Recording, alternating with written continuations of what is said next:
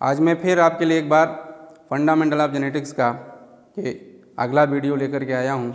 पिछले वीडियो में मैंने आपको बताया था मेंडल के इतिहास के बारे में, कुछ शब्दावली, कुछ टर्मिनोलॉजी जो कि जेनेटिक्स में यूज होती हैं उनके बारे में हमने बताया था, कुछ क्रॉसेस के बारे में आपको हमने बताया था।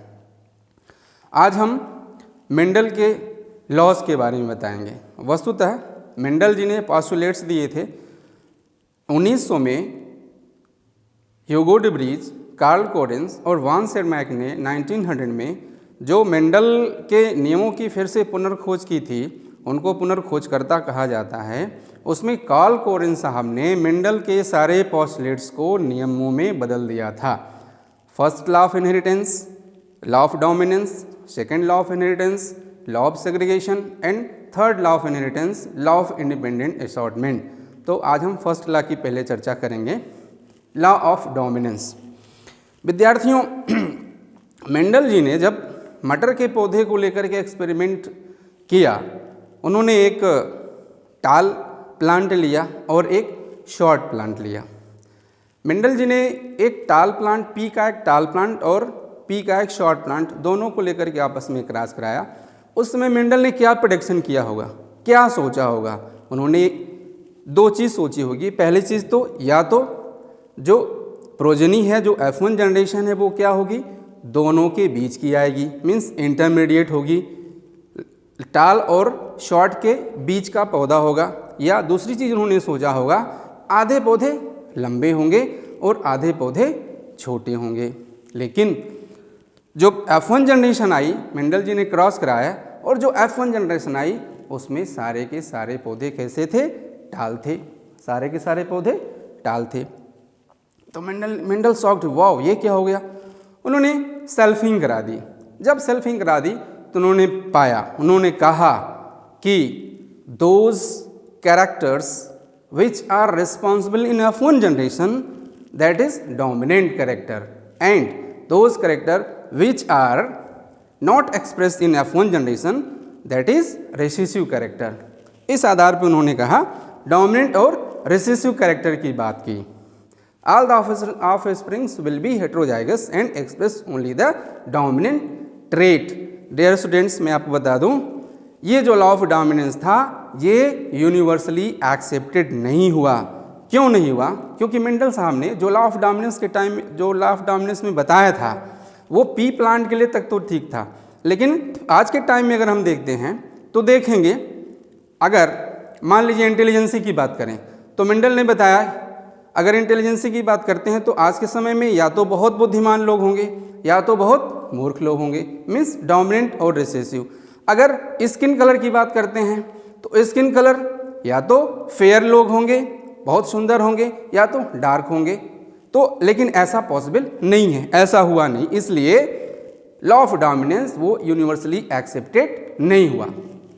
हम दूसरी लॉ की बात करते हैं, लॉ ऑफ सेग्रीगेशन, हिंदी में लॉ ऑफ सेग्रीगेशन, हिंदी में विसंयोजन का नियम। इसी को law of purity of gametes भी कहते हैं। डियर स्टूडेंट्स, ये क्वेश्चन है SCRGRF का कि law of purity of gametes किस लॉ को बोलते हैं, तो लॉ ऑफ सेग्रीगेशन ही law of purity of gametes होता है। इसमें क्या है, in a hybrid union members of an allelic pairs remains together without mixing और altering each other and they separate during gamete formation.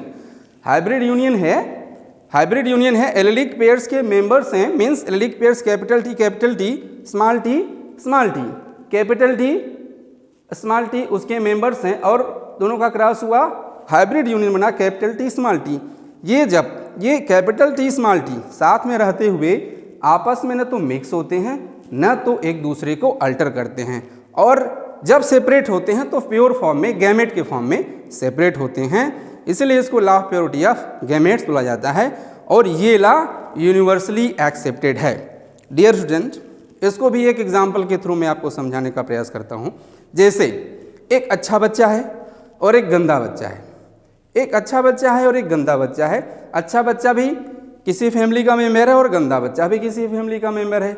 दोनों बच्चे साथ में रहते हैं, लेकिन साथ में रहते हुए वो ना तो एक दूसरे को अफेक्ट करते हैं, ना तो एक दूसरे को प्रभावित करते हैं, ना तो एक दूसरे में मिलते हैं। और जब वो सेपरेट होंगे, जब वो अलग होंगे, तो गंदा बच्चा गंदा आएगा और जो अच्छा बच्चा रहेगा वो अच्छा ही बाहर आएगा।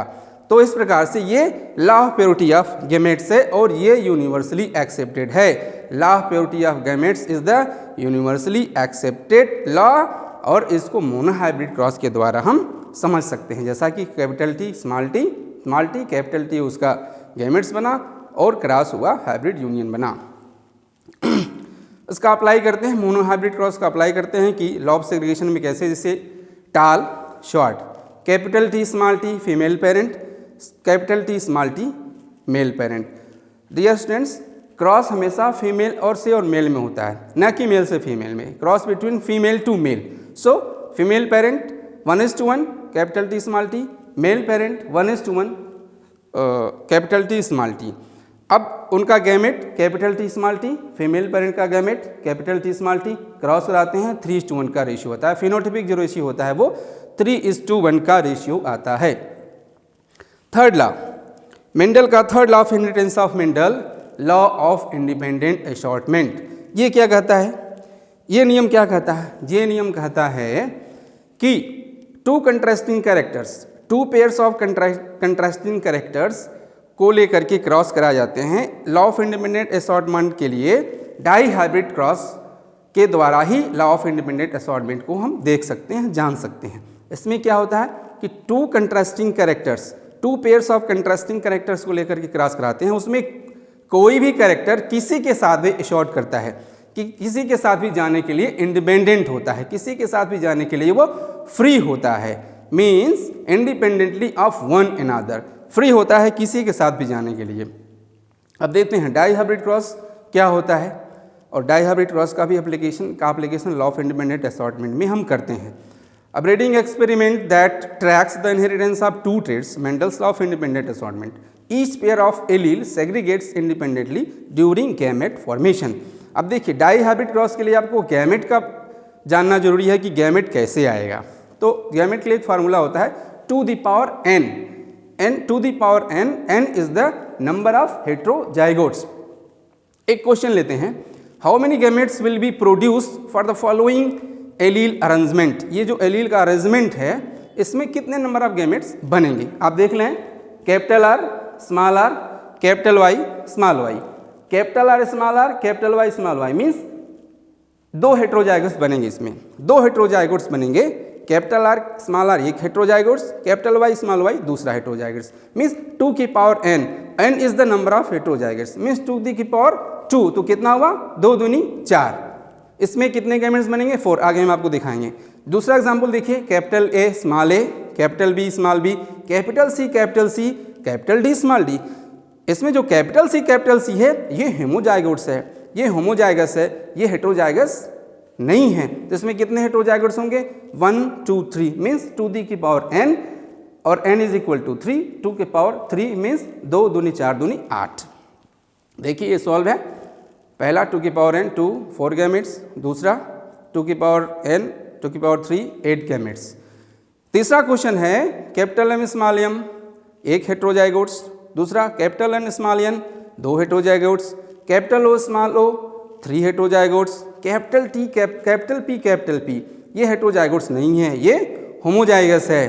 कैपिटल क्यू ये भी होमोजाइगस है। कैपिटल आर स्मॉल आर ये हेट्रोजाइगस है, स्मॉल एस ये भी होमोजाइगस है, capital T small T heterozygous है, कैपिटल क्यू स्मॉल क्यू ये भी heterozygous, means total number of heterozygotes is 6, 2 की पावर n 2 की पावर 6 इज इक्वल टू 64। तो इस प्रकार से हम गैमेट निकाल सकते हैं। अब डाई हाइब्रिड क्रॉस, जैसा कि मेंडल ने दो कंट्रास्टिंग कैरेक्टर्स को लेकर के क्रॉस कराया था, सीड के शेप को और सीड के कलर को।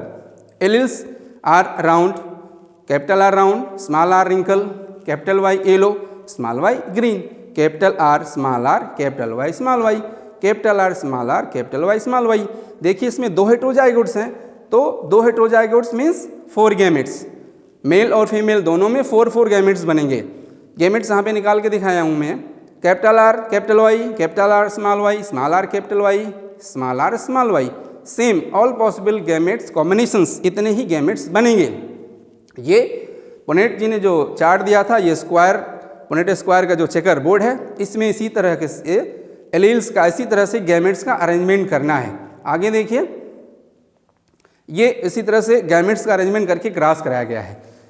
तो क्रॉस कराने के बाद हम देखते हैं राउंड और येलो 9, राउंड और ग्रीन 3, रिंकल और येलो 3, रिंकल और ग्रीन 1। मीन्स क्या हुआ इसका मतलब, जो राउंड है वो येलो के साथ तो है ही है, येलो के साथ तो है ही है, लेकिन राउंड वो फ्री है, फ्री इंडिपेंडेंट है फॉर असॉर्टमेंट करने के लिए। राउंड क्या कर रहा है, ग्रीन के साथ भी जा रहा है, इंडिपेंडेंट है असॉर्ट करने के लिए। राउंड येलो के साथ तो है ही है, राउंड ग्रीन के साथ भी जा रहा है। रिंकल ग्रीन के साथ तो है ही है, रिंकल येलो के साथ भी जा रहा है। इसका फिनोटिपिक रेशियो देखेंगे, डाई हाइब्रिड क्रॉस का फिनोटिपिक रेशियो होगा 9:3:3:1। डियर स्टूडेंट्स, इसका जीनोटिपिक रेशियो आपको निकालना है। जीनोटिपिक रेशियो आप निकाल करके हमको कमेंट्स में बताएंगे कि कैसे हमने निकाला। मैं जीनोटिपिक रेशियो बताता हूँ, उसका जीनोटिपिक रेशियो क्या होता है, 1:2:2:2:1:2:1:2:1:1। Repeat, 1:2:2:1:2:1:2:1:1। This is the genotypic ratio of dihybrid cross. ये आप निकालिएगा और हमको बताइएगा। अब यहाँ पे कलर भरा हमने, round yellow, round green, wrinkle yellow, wrinkle green, 9:3:3:1 का रेशियो आया है, आप देख सकते हैं। सबसे इंपॉर्टेंट बात, इतना बड़ा लॉ, मेंडल का इतना बड़ा law of independent assortment law, लेकिन ये यूनिवर्सली एक्सेप्टेड नहीं हुआ। Why? Law of independent assortment universally accepted नहीं हुआ, क्यों नहीं हुआ देखते हैं। Capital Y, capital Y, capital R, capital R, small Y, small Y, small R, small R. ये येलो राउंड के साथ जा ही रहा है, राउंड के साथ है ही है, राउंड के साथ जा ही रहा है। येलो रिंकल के साथ भी जा रहा है, रिंकल के साथ भी शॉर्ट कर रहा है। ग्रीन रिंकल के साथ तो है ही है, ग्रीन येलो के साथ भी शॉर्ट कर रहा है, येलो के साथ भी जा रहा है। मीन्स ये characters, these characters are free, they characters are independent for assortment। But मैं एक एग्जाम्पल के थ्रू आपको बताता हूँ। जैसे मान लीजिए दो फैमिली है, ए और बी, वो आपस में हस्बैंड वाइफ हैं, सी और डी वो आपस में हस्बैंड वाइफ हैं। दोनों फैमिलियाँ एक दूसरे को नहीं जानती हैं, वो दोनों फैमिली एक दूसरे को नहीं जानती हैं और दोनों फैमिली जाती हैं पिक्चर देखने, थिएटर के पास पहुंचती हैं। ए और बी हस्बैंड वाइफ, सी और डी हस्बैंड एंड वाइफ। उसमें थिएटर के पास पहुंचने पर बी बोलती है, जो कि उसकी वाइफ है, बी बोलती है कि हमें पिक्चर नहीं देखना है। अब इस कंडीशन में क्या होगा, क्या ए अकेले पिक्चर देख सकता है? नहीं देख सकता, ए अकेले पिक्चर नहीं देख सकता। सी और डी, सी और डी में सी बोलता है, वो एक दूसरे को जानते नहीं है, सी बोलता है, सी और डी बोलता है, सी बोलता है कि मुझे पिक्चर नहीं देखना है। क्या डी अकेले पिक्चर देख सकती है? न तो ये अकेले ए पिक्चर देख सकता है, न तो अकेले डी पिक्चर देख सकती है। न तो ऐसा हो सकता है कि ए और डी पिक्चर जाके देख लें और बी और सी बाहर बैठ के भुट्टे गाएं। दिस इज इम्पॉसिबल, ये भी नहीं हो सकता। क्यों नहीं हो सकता?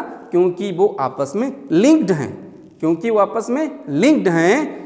तो लॉ ऑफ इंडिपेंडेंट असॉर्टमेंट ये यूनिवर्सली एक्सेप्टेड नहीं है ड्यू टू लिंकेज की वजह से ये यूनिवर्सली एक्सेप्टेड नहीं है। डियर स्टूडेंट्स, वास्तव में जो पी के केस में, मटर के केस में क्या था कि जो जीन थे वो थोड़ा सा दूर थे, थोड़ा सा डिस्टेंस पे थे, इसलिए लॉ ऑफ इंडिपेंडेंट असॉर्टमेंट वहाँ पे फॉलो हुआ। लेकिन अदर केसेस में जो जीन होते हैं वो लिंक्ड होते हैं। फॉर इसी वजह से जीनों का लिंक्ड होना, लिंकेज की वजह से law of independent assortment universally accepted नहीं हुआ। डियर स्टूडेंट्स, मेरे कुछ विद्यार्थियों ने मेरे पिछले वीडियो में कमेंट्स किया था कि सर आप सेकेंड ईयर के